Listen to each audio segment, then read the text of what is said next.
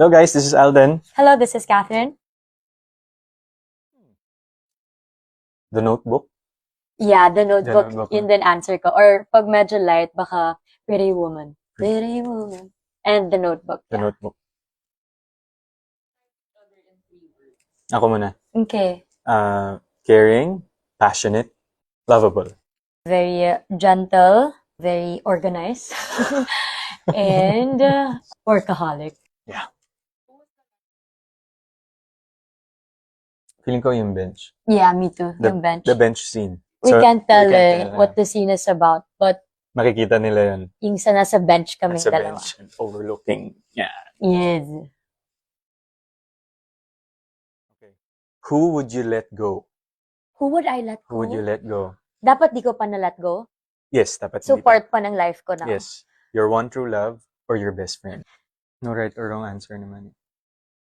Parang di ko kaya. Mm. Hindi ko kaya pumili. I'm sorry. Ang corny ng sagot ko. Yeah, pero Ikaw ba meron? pero- Magpapiliin ka. Mahirap din siyang sagutin. Kaya lang yun naisip ko na parang, But what if my best friend is the love of my life? So, Okay. you can let go paging, paging friends and then pwede kayo evolve. mag-evolve into, Something something deeper. deeper. Or, i-give up mo yung romance and then you can just become friends. Yeah. Ayun. Ganun. Pero mahirap siyang sagutin talaga. Pero Kaya, mahirap siya. anong pipiliin niya? Burning question ko sa kanya, would you sacrifice your happiness for the person you love the most? Of course.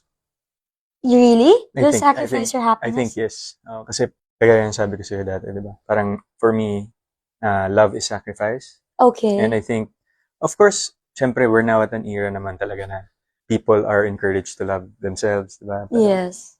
medyo old school lang kasi ako. So, syempre ako, I really value happiness of other people. More than your happiness. More than mine. But how about your happiness? When I see them happy, I'm happy. So you're willing to sacrifice that kasi makukuha mo din yung happiness. when you Yes, see them. pag masaya sila. Second na lang ako. Doon na lang. To follow na lang. Grabe siya talaga. That's my question. Yeah.